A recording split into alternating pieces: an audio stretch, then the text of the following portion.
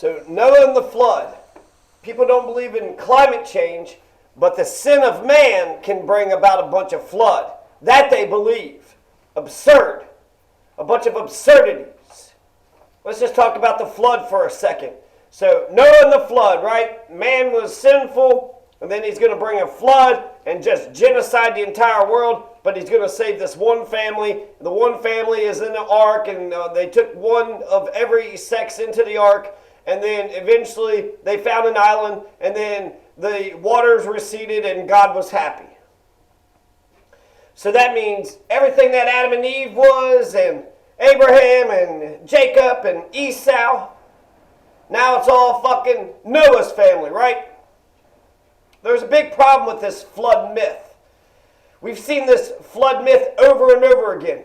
We've seen the flood myth in the Zoroastrians, the Zoroastrian religion, the Hindu religion. We've seen the Epic of Gilgamesh talk about a flood myth. Cheyenne, the Native Americans, Cheyenne people have a flood myth.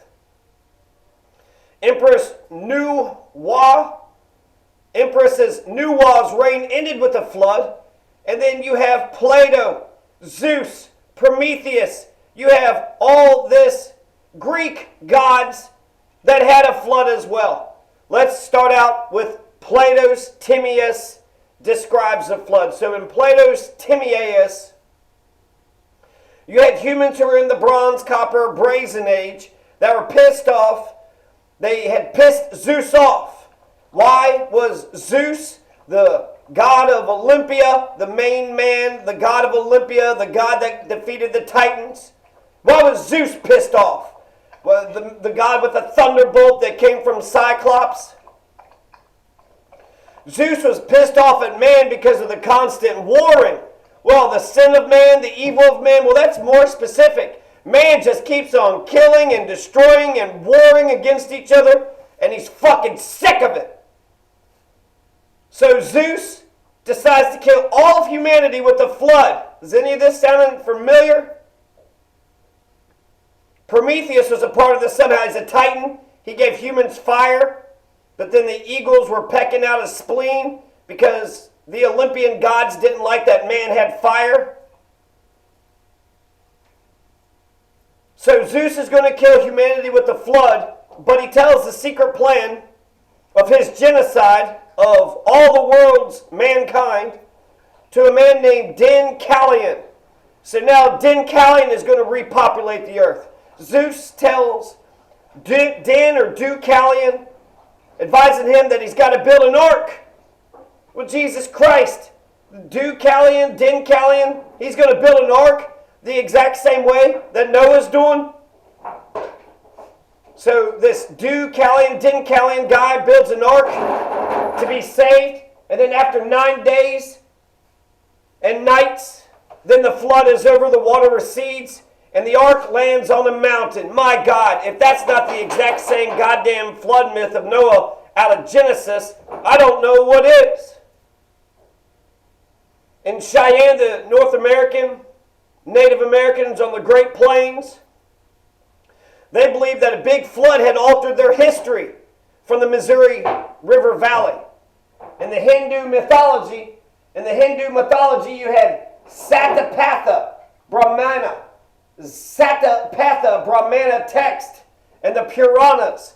The story of the great flood for the Hindu people is that you had Manvantara Sandhya, where Matsya, avatar of the Vishnu, warns first man, Manu, of the great flood and advises him to build a giant boat. Going to be a great flood, everybody. Hey, Manu. Does that symbolize man? He's the first man, old Manu. And this Matsya avatar advises Manu to build a giant boat. That's fucking Noah and the Ark. Zoroastrian, Mazdaism. That's Ari Iraman tries to destroy the world with a drought, which Mithra ends by shooting an arrow into a rock, causing the great flood which kills everybody but one man in an ark with his cattle. If that doesn't sound like the exact same thing, the Zoroastrians, why do the Zoroastrians keep on So Araman was going to destroy the world with a drought. Mithra, a god of the Zoroastrians, Mithra, is going to shoot an arrow into the rock, causing a great flood, which kills everybody except for one man who was in an ark with his cattle. So he saved himself and he saved his cattle. That's Noah in the ark. That's Noah in the ark. Then you have the epic of Gilgamesh and the tree of life. You had the serpent that stole the fountain of youth. The tree of life from Gilgamesh, the hero, wisdom versus life. Gilgamesh is going to steal from Akkadian Atra, Hasis, and he's going to say to Enlil, the humans have become too noisy. So why in the epic of Gilgamesh is the great god's going to kill all of humanity? They were too damn noisy. Well, at least Zeus had a reason. There's too much damn war. But this Enlil is like, man, these damn people are just too damn noisy.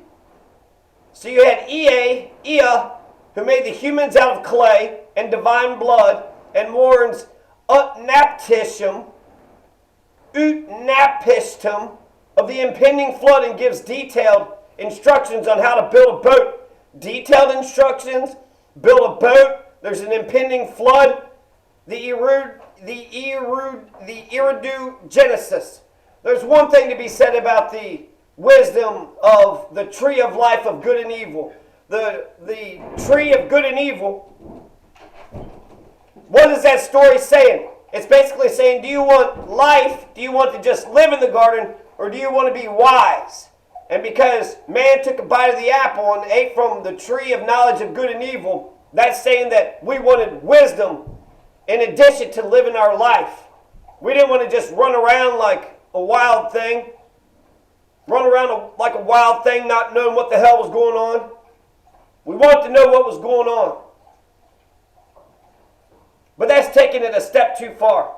Epic of Gilgamesh, Hindus, Zoroastrians, the Cheyenne. You even got the lost island of Atlantis over 1,000 years ago. Total made up, totally fictional, total mythology. What happened with Atlantis? Well, a big ass flood sinks the civilization. Now there's no civilization ever again. So we need to get beyond the Old Testament. We need to get beyond all the bullshit. I would suggest for us to get into Fate Zero and the revolutions. Haitian Revolution and Toussaint Louverture and Jean-Jacques Dessalines and Pétion and Henry, Christophe Henry. You got the enumerated powers in the U.S. Constitution. You got the U.S. and the French and the Haitian Revolution. And you got the Cuban and the Russian revolutions. And you got Oliver Cromwell out of the English Civil War. And you had the U.S. Civil War. So now you have to repopulate the people with the good Americans. Because at first, America had a bunch of slave-owning pieces of shit. But then after the Civil War, now you have a brand new breath of life. Fate Zero, The Call of the Wild, Ender's Game, and American Thanksgiving. Hell, I just watched Get Out and some other movie too. Identity, fantastic beginnings. We can learn through these stories. We can learn through the stories of the Greek gods and Uncas and Sassacus, Cinderella, and Dumbo, and Bambi, and MLK, Malcolm X, Confucius, George Carlin, Hobbes, Rousseau, Frederick Douglass, Shea, Sun Tzu, Mao, Marx, Lenin, Einstein. We have plenty of stories in which we could say, hey, this story is significant, and we can learn from this story.